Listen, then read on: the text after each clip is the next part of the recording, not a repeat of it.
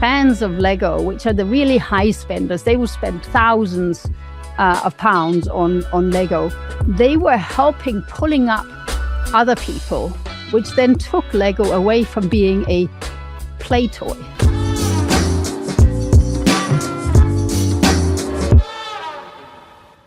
So, of course, I'm trying to get. I will actually follow Alfred's policy of asking the guest to introduce herself to a large extent, except to say it's a great honour to welcome Chief Marketing Officer of Zurich, Conny Kalcher, who has an extraordinary coincidence with me in that I think you nearly became a teacher and nearly became a journalist. I also trained as a teacher, nearly became a journalist, and ended up in advertising. So we've got that in common. That's cool. Fire away with your own introduction. Delighted to have you here. I'm delighted to be here. Thank you very much for the invitation and the introduction. Yeah, it is true. I started out my career as a teacher, but soon moved into marketing. I've been working in marketing for almost 40 years, many of the years in the Lego Group in Denmark and in the UK, all in global roles. And then after that in Zurich, one of the biggest insurance companies in the world. And I'm really a customer person at heart. I care a lot about developing things for and delivering to customers. That's what drives me. That's what gets me up in the morning. And that's what I'm excited about. This is fantastic. So one of your great focuses, I think you were at Lego in multiple roles, weren't you? It wasn't only in the marketing role. You were also in filmmaking, almost an extraordinary plethora of different roles within what is a fantastic marketing organization, obviously, but so much more than that as well. Tell us a bit about that, and particularly the filmmaking. I'm intrigued by that. Yeah, I was very, very lucky to be part of many upstarts at Lego. The good thing about the Lego culture is all about innovation, trying new things, and seeing how far you can stretch the brands and the products. So I was part of developing TV shows. I was part of developing computer games for kids as an initiative, just dabbling in the water, finding out how Lego could be relevant in that space. So, but I was also doing innovation and other things, and even running HR at a certain point in time. Wow. Yeah. So I was trying many different things. So, I mean, how useful, presumably having covered the waterfront, I was an account man briefly in advertising before I became a copywriter. And I think we see less and less of this in an age of specialization. But having done more than one role within an organization, I think helps in multiple ways. It helps in terms of your own perspective. It also helps in terms of your relationships with other people, because you've been their side of the fence as well, I suppose. Did you find the same thing? Absolutely. I really enjoyed doing different things within the group and connecting to different parts of customer needs or kids' needs, but also understanding the organization on a broader scale. I often had roles which was kind of breaking new ground, so trying something we hadn't done before. So the first computer game, as I said, or doing Lego licensing, or doing books and things like that for kids. So it was all breaking new ground and seeing how far we could stretch the brand. But then at the same time, you get a deeper and deeper knowledge about children, a deeper and deeper knowledge about your colleagues in these spaces and the industries that are catering for your core customers. And interestingly, I suppose you also took, is Lego privately owned, or is it a public company? It's privately owned. No, it's privately owned, yeah. Which explains partly, I suppose, the focus on the customer. Because one of my complaints is that increasingly in companies which are shareholder focused, the customer effectively takes a back seat. And what I notice happening is, one, a decline in innovation and brand investment generally to meet short-term objectives. But the other thing I tend to see is effectively where operational efficiencies are introduced at the customer's own expense. So it's a great story to the stock market that you've managed to transition 40% of your customers from human checkouts in a supermarket to self-checkout. It's a wonderful story to the stock market because it's a plausible story with a cost-saving narrative. But the long-term costs of that are that your customer is paying a price for your own internal efficiencies, which may not be that great a business move. So that's fascinating. So it's still effectively family-owned, I guess, is it? Yes, it is. It's the fourth generation, I believe, that's running it. And it of course, gives a lot of continuity. It gives a lot of belief in the brand and what the brand stands for. It gets a lot of shared knowledge about what's right for the brand and what's not right for the brand. And that is kind of, a fantastic asset to have.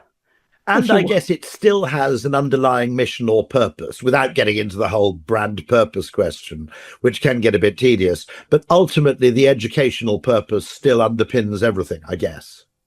Yeah, it's a combination of education and entertainment, I would say, because if you go purely didactic, you can easily lose the kids. But it is about being relevant for the kids of today and delivering something to them that they find exciting. You know, some parents would like to say, when I grew up, we only had red bricks and yellow bricks and we could only build very simple things. But if Lego had followed that direction, it would have been gone out of business.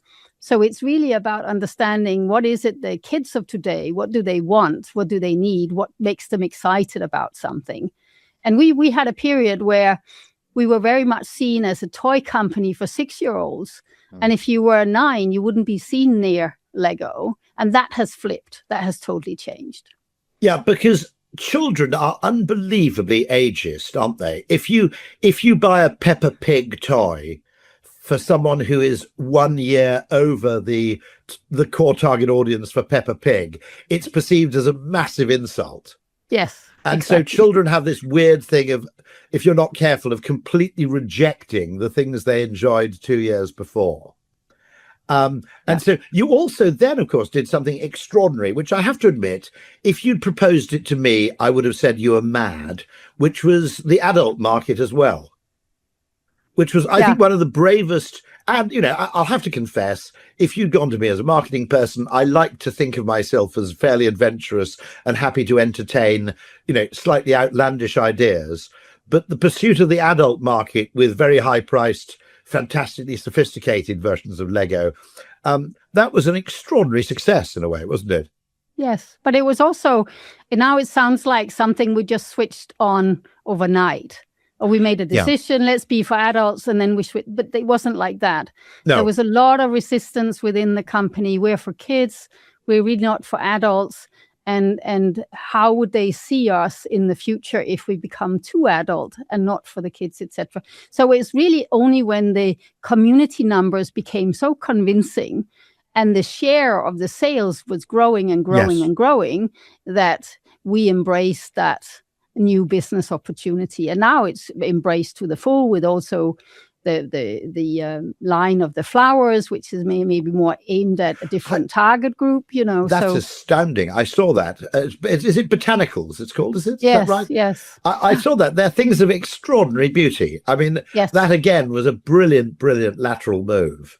Yes. And again, it's who is the adult target audience? Because I have to confess, it doesn't include me. It might well include my brother, I suspect, or if you were allowed to, anyway. What happened? You tentatively started producing, I suppose, brand partnerships was a great foundation of it. Yeah, a lot of the Star Wars fans, for example, that bought Lego as kids, they weren't ready to give up Star Wars when they became adults. So they kept on buying, for example.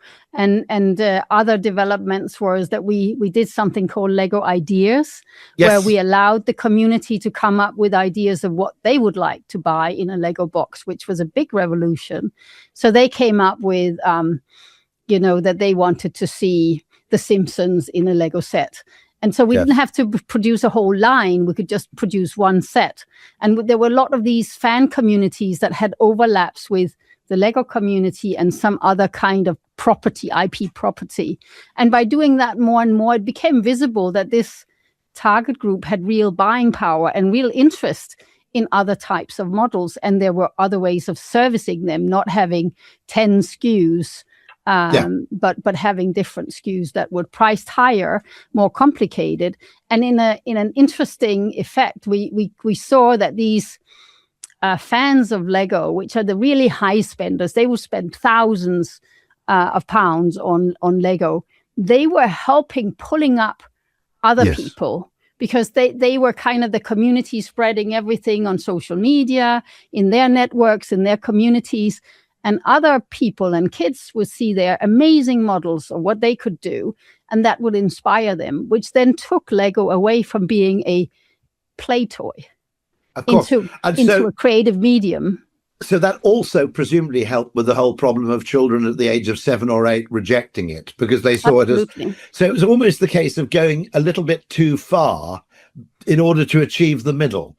I always think it was very interesting that the Indian restaurant Dishoom, in order to get people to come in at lunchtime, opened for breakfast.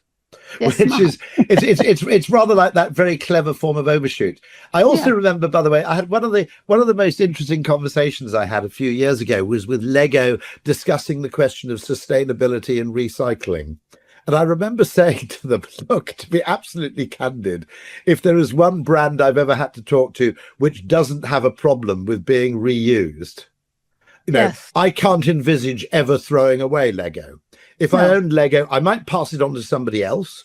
I might keep it. I might put it in a cupboard, but it is almost infinitely reusable. Obviously, I think the bricks lose a certain degree of they'll lose a certain degree of cohesion after 100 uses or something. But I remember saying that of all the toys, of all the things you buy for children which cannot be accused of being environmentally unsustainable, Lego came at the top. And I think I did the slightly irresponsible thing. My colleagues would probably have shot me for it, of saying you really don't have much to worry about here. I mean, you can make it from recycled plastic. You can recycle it if people want to, and so on and so forth. Yeah, and some of the softer elements are today done by reusable materials. So the problem is the clutch power, in the bricks, that the clutch power is not as strong. So by doing something that's recyclable, not 100%, but it will move the knowledge of the company more and more in that direction. And then eventually maybe it will be a much higher percentage that's reusable. And then one day, so you're marketing director of Lego, you're presumably in Denmark at that point, and you get a call from Zurich, I think, if I'm right. The headhunter first calls you and asks if you're interested in working for Zurich, which is, it does seem like quite a flip. And at first you basically rejected it. Is that right? That is true. I actually had left Lego at that point in time, and I was working in a different company with my husband, and I had a very cozy life, working with him on the clients in his business and traveling the world together. So we had I had thought, no more corporate for me. I'm done with corporate. I want a different, freer life, more as an entrepreneur. And then I did get a call from a headhunter about this position at Zurich. And I just thought, in insurance companies, they're not really customer focused, so this is not for me. And I pointed to some other people that might be interesting for this headhunter to talk to. Maybe it was my own lack of understanding about insurance and what insurance is all about, but that was how I perceived it, seen from the outside. And I thought, I've done, all my career has been about how to do good things for customers and really move the needle on that with some of the leading companies in the world that I learned together with. And just seeing me in a whole different group was difficult for me. But then some few months later, I got a call from somebody in my network who had been working for Progressive for many years in the US. And he had been in the same network as me. And he said, there is this job at Zurich, and it really has your name written all over it. You should go talk to them. So Mario would like to talk to you and see if this is something for you. So actually being invited to talk to the CEO, of course, made me super curious and interested. And I thought, that's different. So I went and had a meeting with the CEO, and I heard his vision for insurance and how to make insurance more customer friendly than what it is or was at that point in time. And that was very inspiring. And then I was back the week after, we had another conversation, and then I was done, I was hired. You were hooked. Yeah. And in particular, it was because it allowed you to focus as much on customer experience and retention as simple acquisition. Is that right? Exactly. That was part of it. But it was what really made me interested was the transformation. It was trying to do something in a business that's not known for this. And I should caveat with that we have two lines of business. We have commercial insurance, where we're one of the leading in the world, and we're top tuned to be customer focused. But in our retail business, which was much closer to my world, where we serve individual customers, we were less advanced and compared to Lego, really not in the same league. So for me, it was really the challenge. What do you do in a company like that has the intent? They want to do it. Yes. But it's an old super tanker. It's been around for 150 years. What can we do to make that change? And that I was super interested in. And then with his vision and backing, I found it very attractive. And the interesting thing is, of course, it's seen traditionally as a distress purchase or as a grudge purchase. Yeah. I think 50% of people or more don't claim in any given year.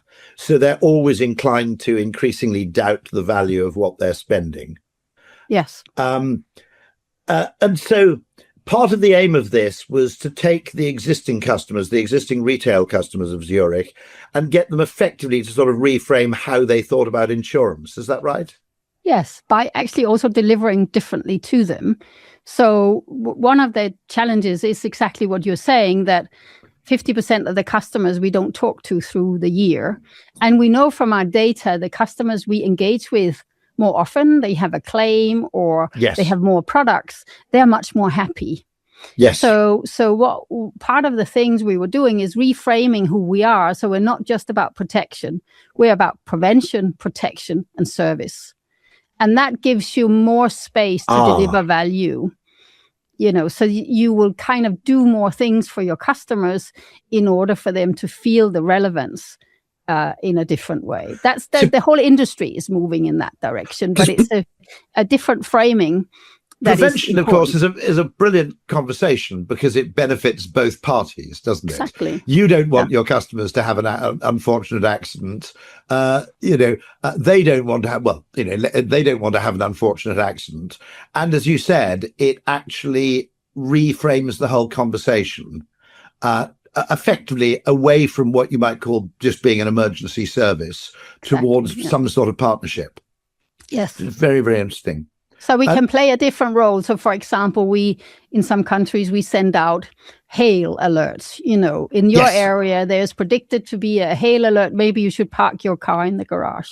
And it's not just to save money, but it actually is also for the customer to be able to take action. They don't want the hassle with having to repair their cars either. No. So finding more of these things, or when you've had an accident, we have service desk, we have concierge services, we book the car in for service, all of these things around the situations that's normally hassle situation for a customer. What can we do to make that easier? How can we be playing a better role in that situation? This is absolutely fascinating because in a sense, it's also gloriously meaningful precisely because it's so unexpected. And you do have one advantage, I think, in insurance, which is that generally customer expectations are quite low. They assume, one of my assumptions with insurance, which has pleasantly surprised me on a few occasions, is you assume that the claim is going to be paid with great reluctance. And when the people are actually perfectly helpful and positive, it comes as a delightful surprise, which is, I think in a sense, you have an interesting relationship because people, until they claim, at the very least, start the relationship from a position of default mistrust. They're not really, they're always paranoid that you're going to find a loophole or find some, objection or reason not to pay. Yeah, and there is something with the narrative that insurance industry hasn't been good at telling. So like in every other industry, there would be players that are the decent players. They will do the right thing. You pay maybe a bit more, but you get better service. It's more reliable. Yes. And I think we haven't been good at telling that story. So for example, in the UK, we have a claims ratio of paying out 97% of claims.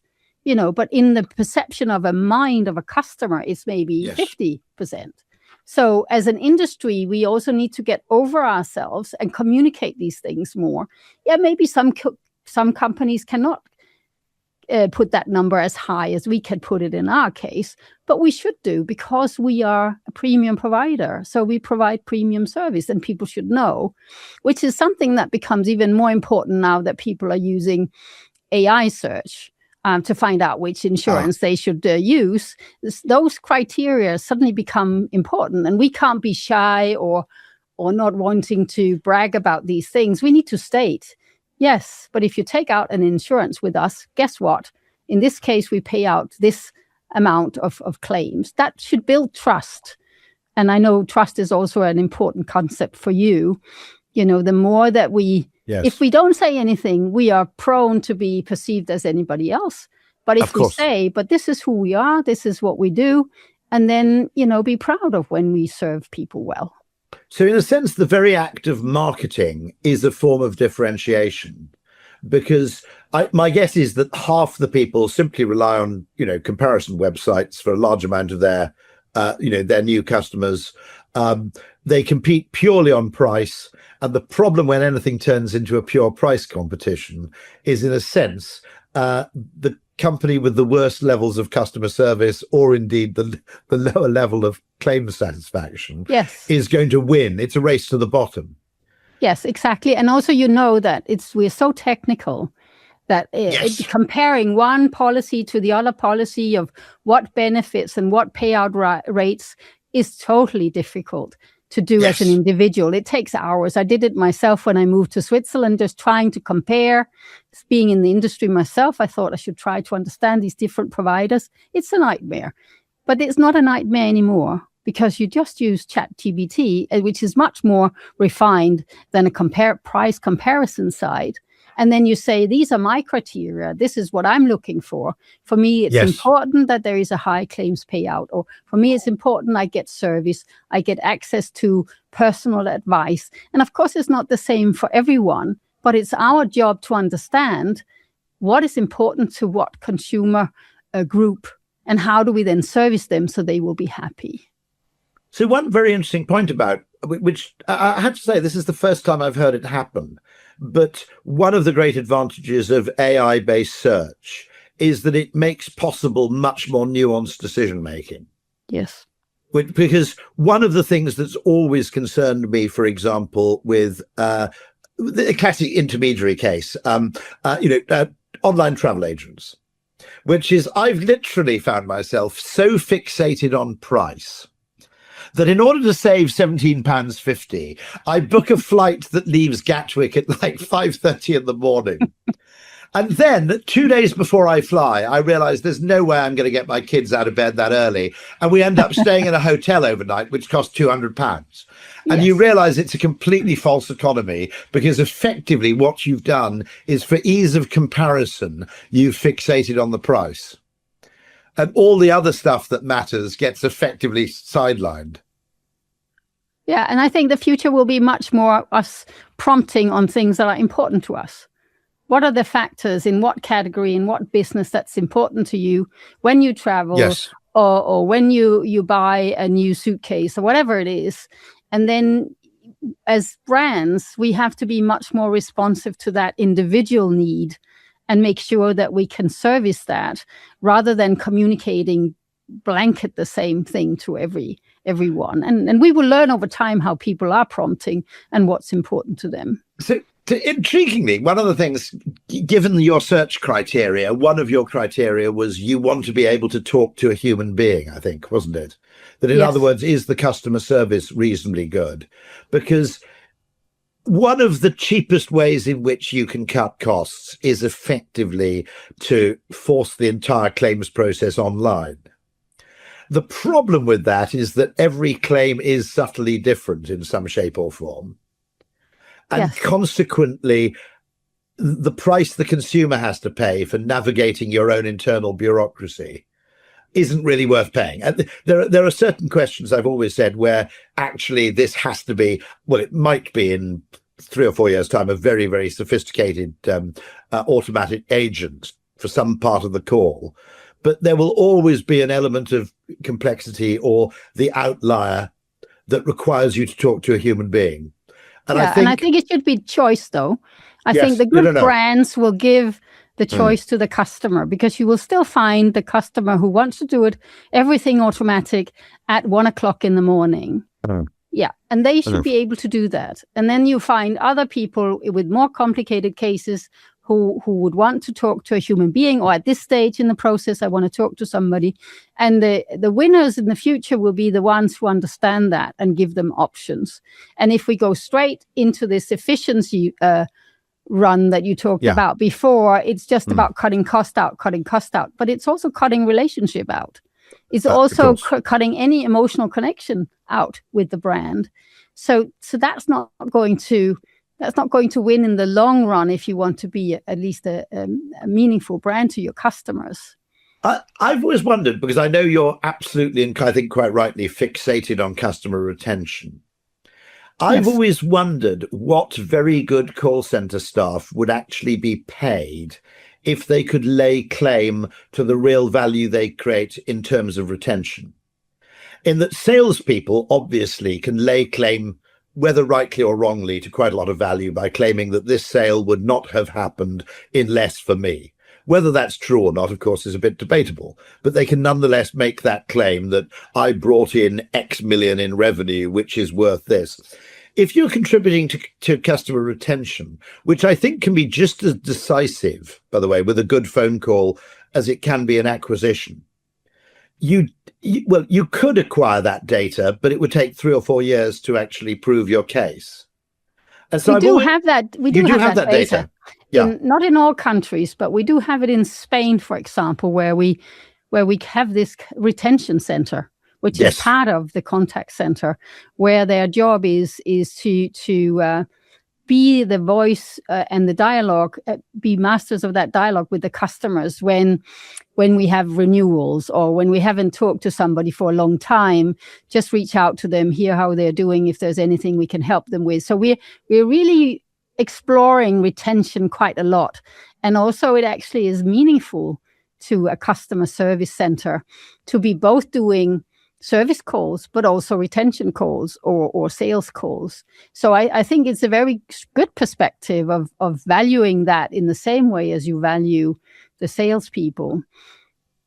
Yes, I've always thought also, of course, the call center is incredibly valuable as a feedback mechanism, because it's there where you discover what people can't do online.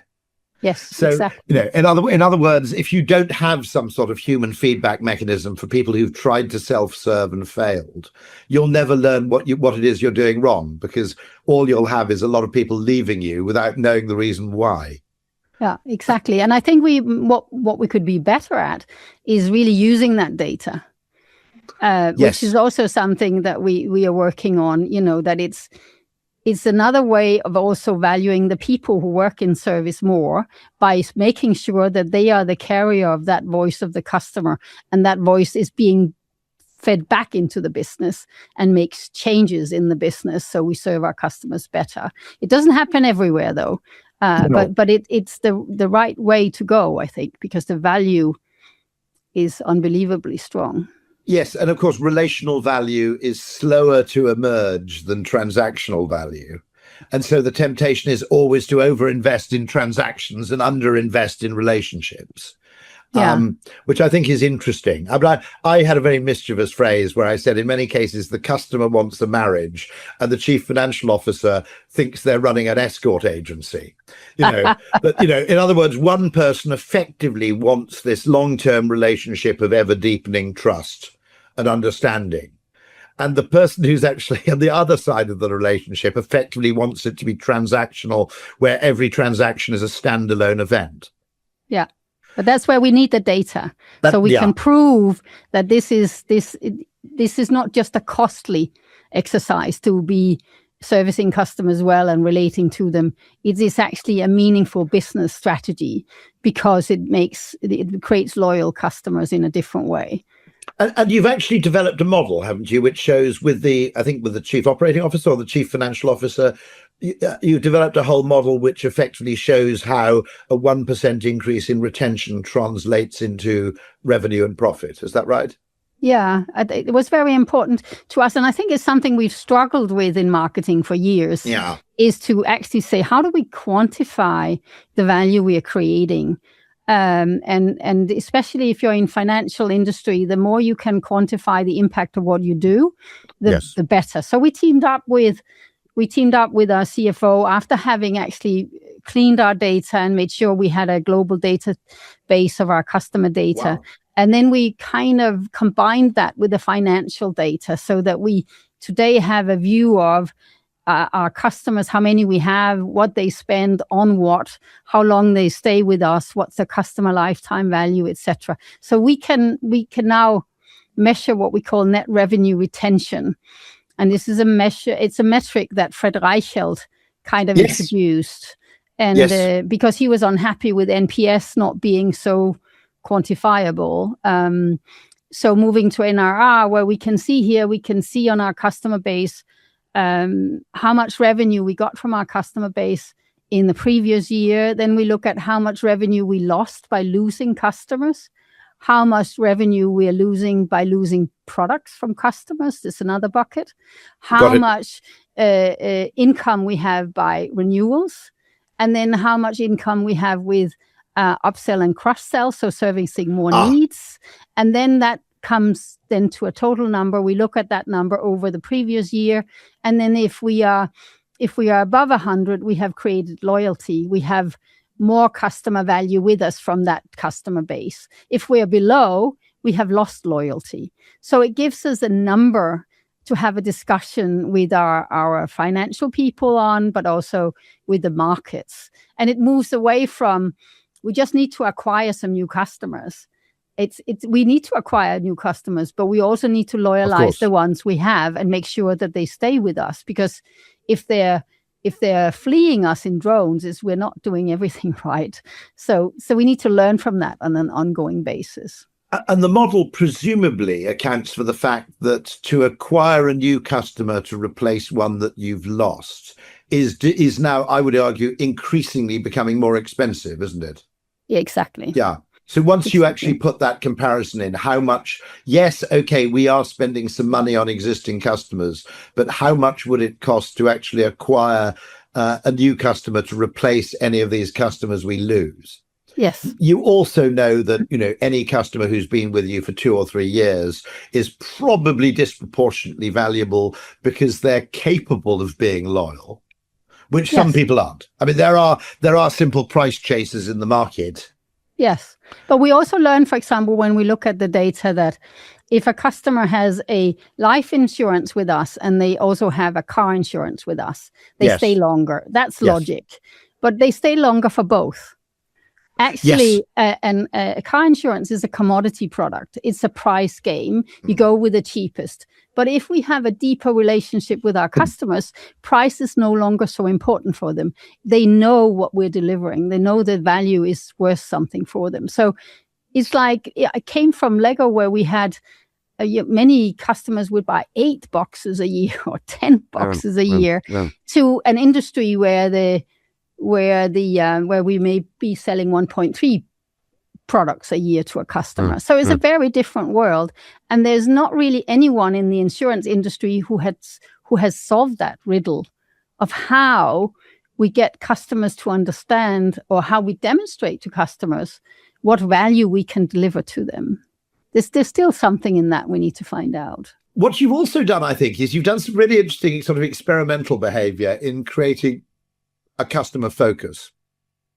And you use the analogy of a super tanker. You have 60,000 employees. How on earth do you effectively move that super tanker around so that it's facing towards the customer more and perhaps towards the spreadsheet a bit less? Yeah.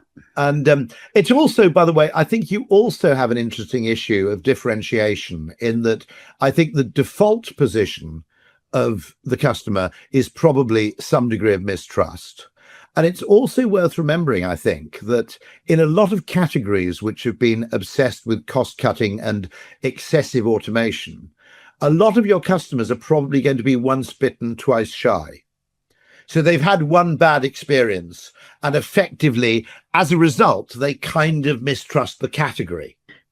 So as you said, making yourself significantly different in the category, and that basically requires, I think, a cultural change. It's not just a small process or an investment in the call center, though it will undoubtedly entail that. So you've actually brought in empathy training. Is that right? Yeah, that's true. Yeah, and that's because it was very obvious to me after having worked in an industry in toys that's a lot about empathy. It's a lot about emotions and connecting on an emotional level with the children and excite them. And then coming into an industry that's very factual, very finance driven, and very inward focused and not focused on the customer. That it often, and then from listening to calls and being in customer meetings, etc., we are extremely professional. We're very, very good at what we do technically. Yeah. But that's not enough. You need to go from not just talking to the head of people, but also talking to the heart and connecting with them. So we started to set out with a CX vision, so a customer experience vision, that it's every interaction should be about building a meaningful relationship. Because if you only talk to your customers very few times, yes, you need to make that connection. So it's not when somebody call in and they've had an accident, your first question should not be, what's your policy number? Right. It should be, I hope you're well, I hope you're good, and what happened, and what can I help you with? So, and in reality, people want to do the right thing. If you're on the phone, you want to do the right thing. But if you for years have learned that it's more about the technical skills and being technical correct, how do we then move that to still being technically strong and technically correct, but then actually bringing your whole self into that conversation and building that relationship? So we started looking at training for that. Because Mark Evans, I remember, he had someone on secondment at Direct Line. From some actuarial part of the business, and they said, I don't know why on earth they've seconded me to marketing because I'm rubbish at drawing. And you always have that terrible problem in an organization which I suppose the dominant cultures are both legal and mathematical. Yes. That marketing is a slightly uneasy bedfellow. Yes. And so I know that I'm pretty sure that Cheryl who's the marketing director of Aviva, holds for the whole board of the organization a customer day every year. And it's effectively getting the entire board to spend one day of their year entirely focused on the idea of customer value and psychological value. Yes, that's a brilliant thing to do. And I think it is important that it's on their agenda as well. Yes. We also have the same strategy day every year with our board, which is also about the customer, but it didn't used to be like that. Yes. And it's not only on that level. You need to do it on that level, but it needs to be across all levels in the organization. And then it's about bringing it home to the organization so they want to do it. It's not like, okay, headquarter has asked me to do empathy, and I will be nice and touchy-feely from now on. It's really a different way of doing business, but bringing your human side to work. So we're training it in two ways. We're training it with online training, where you can do it in your own time and get the basic understanding of customers are not all the same, and this is how you could address them, and this is how you can do things in a nicer, kind of more empathetic way. The other thing we're doing is deeper, and that's where we go into a department, say a claims department, and we do kind of a diagnostic first. So what's happening in this department? How do they answer the phones? How do they talk in emails? What are the issues they are having? What are they being measured on? How do they find their day-to-day stressful? So we do that diagnostics, and then it takes 4 days. We talk to the leadership team about that. And then we bring the whole team together for a couple of days where we bring in actors that professional actors who will act out some of these most prevalent scenarios, and then they will show them variations of how these situations could be tackled in a more empathetic way. And then it's interactive with the participants there, and then they try it out themselves. But they're not criticizing their colleagues. They're looking at situations that they can recognize from their everyday life because it's based on the audit. And then they get it under their skin, and then it's like a penny drops, and they get it. This can be a better, different way of working. And what we're seeing after this training is that in some instances, the NPS score and the friendliness of the advisor goes up 20 plus points.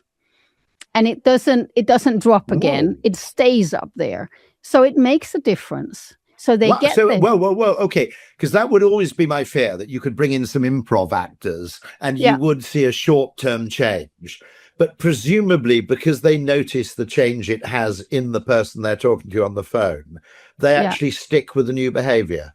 Yes, That's interesting. because they, I think they genuinely want to do the right thing, but also they can see the impact on happier customers. Yes. It makes their life easier, and they even see a strong impact on how they collaborate, because empathy also goes towards your colleagues. So you bring these tools into play also with your colleagues. So it becomes a more empathetic organization. So I think that's the real trick, is to go to that deeper level where people can see the difference and feel the difference. It's not 20% percentage points everywhere, because if the level is already quite high, it won't go up that much. But it is significant, and we measure it over time. And it is a step change that continues. So we have numbers now 2 years back. It's the same level. Perfect. Yeah. And what's, in terms of the metrics, or rather, the bonus structure and metrics you use to incentivize this behavior, presumably you had to bring in a slightly new scoring system to acknowledge this. Because one of my great beefs is the extent to which call centers are in many ways brilliant entities, but they're often judged on completely the wrong thing. Like, how brief you can make a call seems to be a terrible measure. Yes. How did you change the sort of bonus structure? Well, we're measuring them on helpfulness and friendliness and satisfaction, so TNPS. And then we also look at some of these more operational standards, so ideally in my world, I wouldn't measure how many calls you have by hour, because that's a very negative, but that takes a longer time to change some of these more operational measures, because again, this is how contact centers have been driven for years. And it's a bit of a journey also for the leadership team to go to, okay, so once we've changed how friendly we are, how empathetic we are, we also need to change how we're measuring this. So we haven't done a total overhaul across all customer service, but that's what we're standing in front of to look at as well. Do you know Sappos? Yes.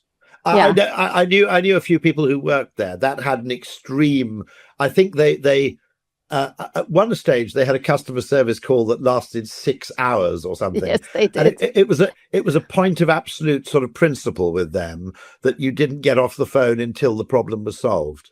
Yes.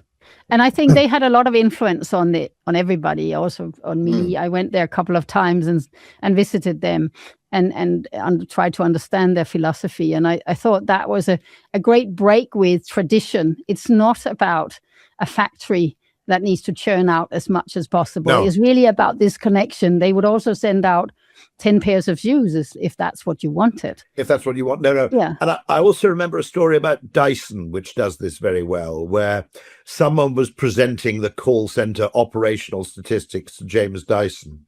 And he kind of interrupted them halfway through and said, as far as I'm concerned, if one of our customers chooses to get in touch with us, we should treat it as an honor and respond accordingly. Yes. And that's what we do as well, because we kind of, as part of this whole transformation, we also defined 33 standards, customer experience standards, where we looked at all our data, what customers were not happy with and what we should be doing better across the world. And then out of that, we created 33 standards of what good looks like. What is Wow. it the customer experience they are expecting, and how should we be developing that? So what we define the standards in the global organization, and then each markets are being tracked on how they improve these standards, and then they are finding their own way to deliver on them. So a standard could be the conversation needs to take place. Any conversation with a customer needs to start where the last one ended. That's a brilliant, yes. So in other words, you don't have to effectively go through the long litany of explanation more than once. Yeah, it's what you said before. You shouldn't push your inefficiency over to the customer. No, absolutely. Yeah. You need to make sure that if you've asked this question before, that's captured and you know it when you have a new conversation. And it's a stretch goal. It takes a while to get there, but this is the ambition. So we did 33 of them. Another one was, it should always be easy to find the contact details. So if you want to talk to a human being, it should be easy for you to find out how to do that. We're not hiding that on the back of a brochure somewhere, or the number of websites which make it impossible to find a telephone number or any other form of contact other than the website itself. I mean, I think that's partly the fault of the people who design websites, who, of course, are probably disproportionately telephobic and webophilic. So they are the kind of person who designs a website is the kind of person who thinks that all interaction should take place via a screen. That could be, but there are also people who are hiding behind. There are also people who are deliberately hiding behind it. There was a very brilliant management consultant I spoke to once in the field of customer retention who said there was a single heuristic rule which divided customer-focused companies from customer-avoiding companies, which he said was whether the call center was allowed to call out. Yeah. He said that was it was almost a complete sort of watershed between the two philosophies, if you like. And one of the strangest things, which I've always ranted about, which is almost certainly one of your 30 or so measures, is that if the company never willingly contacts you to help, your natural assumption is that they're trying to hide. Yeah, probably. Yeah. Or that they're trying to avoid you. Yeah. And so when someone does call you and say, did that experience go well? Or are you happy? Or whatever it may be. It's extraordinary in terms of the potency it has, because it suddenly creates enormous trust that this is an organization which wants to solve my problem rather than avoid it. Yes. Yeah, exactly. And that's a clear demonstration that you didn't consider the cost of making that call. The contact was more important to you. But if we go back to empathy, I think we also did a study on empathy, and there's a clear gap between what customers are expecting from companies on empathy and what companies are delivering. And I think that was a big eye-opener for us, that the customers wanted more. So, for example, in financial services, 88% of customers say they expect empathy when they have an interaction, but only 63% feel they get it. So there is a gap between what are people expecting from companies and how are they delivering on it. And I bet you it's only going to get worse with more AI coming into the picture. Interesting, because AI could be used to make things better. It will almost certainly at first be used to make things cheaper. Yes. Which is my great terror. It's not, I'm not actually, well, I am frightened of AI in the sense of, killer drones. That does frighten me. But I'm at a purely kind of marketing level, what frightens me isn't AI itself, but the uses to which it will be put. Now, in fairness, you have made a very good use of AI in rewriting documentation, haven't you? So I'd love to know more about that. So you had sort of 60,000 documents or whatever that effectively needed to be rewritten. Yeah. So we went through this transition where we kind of redefined the brand. We redefined our visual identity to be more humanly engaging and warm and realistic in how we communicate. But then we send out these letters or policies that nobody can understand. No. So then there was a disconnect between how we were presenting the brand in advertising, and how we were then interacting directly with our customers on an email or on WhatsApp or in a policy. So in order to create a new way of communicating, we created a new comms strategy. We called it tone of voice. And that had 10 principles for, avoid jargon, tell it as it is, highlight what's in it for the customer, use bullet points, simple rules and direction giving. And then we created this AI tool where you could take your existing document, letter, or whatever it was, put it into the AI tool, and it would come up with a new version based on these principles. So if you think about, you have to rewrite all the documents you have that are customer facing, it'll take years. It'll take tens and tens of years. But by this AI tool, because this was not work that we hired new people for, this was just a big workload being put on top of people's day-to-day work. And then in order to make that easier, we created this tool so they could quicker get to bigger solutions, and the transformation is extraordinary from where we were, and you kind of needed a PhD to understand the 3 first sentences in a letter to today, where it's easy, it's engaging, and there's still a human in the picture, because the system would come up with a new version. Then you could say, make it shorter, make it more friendly, use more bullet points, or edit it yourself. So it was not without human oversight, but it just helped the process. Did it still need legal approval at the end? I was just wondering. Some of them did. Not all, but some of the documents did. That's true. Because you wouldn't, I suppose, you couldn't quite trust an AI if you told the AI to be helpful. You couldn't quite trust the AI not to promise something that it wasn't actually legally entitled to promise. So, but that actually, when I think about it, isn't it? Because nearly every company of that size, particularly in financial services, has this 10-year-old accretion of communications, which no one's really looked at. Funnily enough, this is before AI. One of the projects, a friend of mine wanted to start a business, which was simply, I'm glad we didn't, because AI would have killed the business, which was simply, we get good retired copywriters once a day. You'd find retired copywriters from the advertising industry, and you'd say, okay, we'll pay you a few £100 a day, or, in your retirement, just to rewrite a single piece. Yeah. And that's quite meaningful as well. Before we had AI, that would have been a very meaningful process as well. Because if you just put your people to do that, they're not necessarily good writers or good communicators, the people who are in a normal department. But the copywriters would be understanding how to see it from the reader's perspective and making it understandable, engaging, etc. So, and lawyers, of course, are terrible copywriters generally, because the entire focus is covering every possible eventuality, with the natural consequence that you sound massively evasive. Yes, you sound massively non-committal. Or it's rather like, when you get married, you say, do you so-and-so promise to? Now, most people answer, I do. A lawyer would always want to answer, it depends, or to add some caveats or some, qualifications.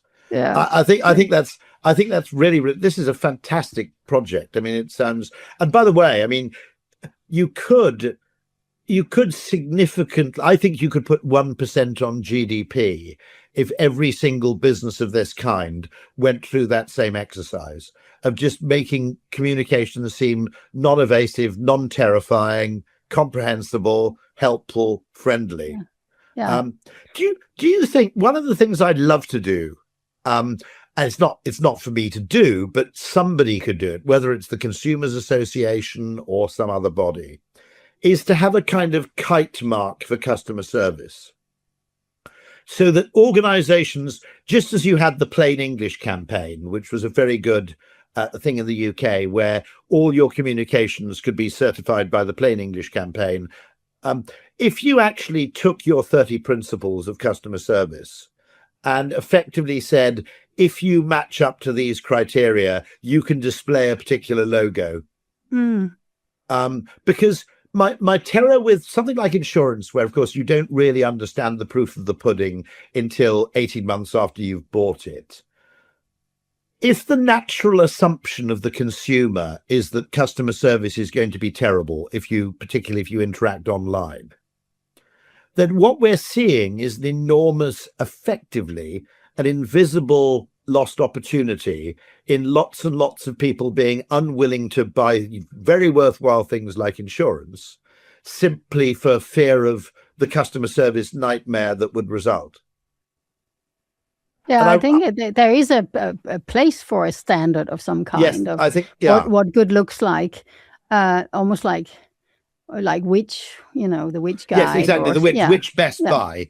And actually because as you said, there are cases where, a 19-year-old buying motor insurance isn't really going to care about the customer service. It's a legal requirement.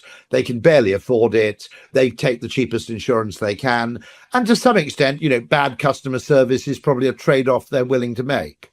But if you look at, one of the things I notice is if you look at an aging population where the old disproportionately have the disposable wealth, generally, the older you are, for a very, very simple reason, which is, by the way, the older you are, the more you value your time to an extent. Okay. Impending mortality, etc., etc. Then actually those people who have more money to begin with are willing to pay for the promise of very good service. Yeah, they are also maybe in some instances more dependent on it, or appreciate it more, or kind of have lived longer, so they understand what it means, and when bad service is being delivered, what that means. So you have different backgrounds, and we all companies have their own focus customer group that they deliver to, for sure.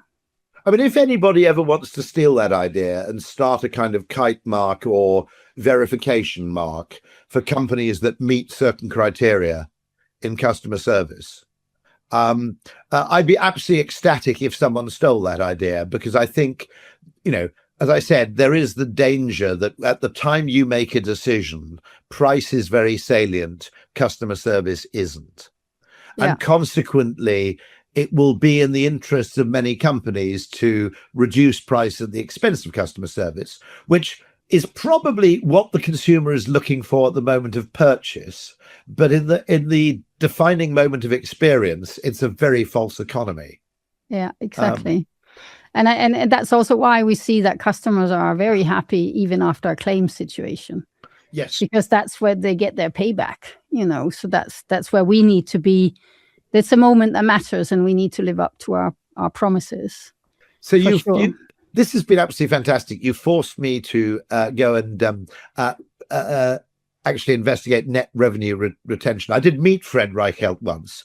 For those of you who don't know, he was the originator, when at Bain, I think, of the Net Promoter Score, which is the idea that recommendation, your willingness to recommend, is a pretty reliable metric to some extent in terms of customer loyalty. And now the net revenue retention thing is his effectively metric to financialize the value of an increase in that score. Is that right? Yes. That's very interesting. His thinking is moving into that space, and he even takes it further, where you deduct what you've spent on marketing as well. But we don't use that. We stop at net revenue retention. But we're very inspired by his thinking, and everything he stands for is very much the basis of what we think about loyalization as well, and how to deliver excellence to customers. No, that's fascinating. This is such a welcome finding for me, because the discovery that someone is actually trying to rebalance the value of investment in retention and experience relative to acquisition. And I think you then get rid of that quantification bias, where you're focused not on the things that matter, but on the things that are easy to measure, which I think besets a lot of businesses nowadays. Of course, some are really, it's easy for some. If you are digitally only, to have these measures, you have it to hand, and it's easy for you to understand. But more traditional businesses don't look at their business in this way. So then it becomes a helpful tool to change behavior. And I think that's what we are all about in our journey, is how can we help the organization change the way they act? Not by telling them you need to be customer focused, by giving them tools and processes and structures and frameworks and strategies that naturally takes them into a different space that is more focused on the customer. And then we do the right thing as a bigger organization collectively. I mean, the most reliable metric of the health of a business to some extent is customer retention. Mm-hmm. In the sense that, there are businesses that look, I mean, the classic example would be that thing that, who was it created? Which was a kind of Twitter competitor called Threads. Okay. Yeah. You can have a business that grows immensely fast, which gets everyone, or Clubhouse. Okay. There are businesses which grow immensely fast because they have some sort of novelty feature about them, but they're not remotely sticky. Yeah. And actually, you equally have businesses which grow very, very slowly, but are very sticky. So I've been spending a lot of time talking to the electric car, the car industry about electrification. And the point I make is that my presentation was entitled "Don't Panic," because I said that they'd solved the biggest issue, which is, ultimately if you're looking at the next 5 to 10 years, is simply that people who buy electric cars very rarely go back. It's rather, Europeans, for example, resisted having automatic transmission for years and years and years. And they came up with all, I want the sense of control you have with a manual gearbox and so on and so forth. Mm-hmm. And it was a very slow migration. But what ultimately happened was nobody who'd driven an automatic ever went back to a manual. Yeah.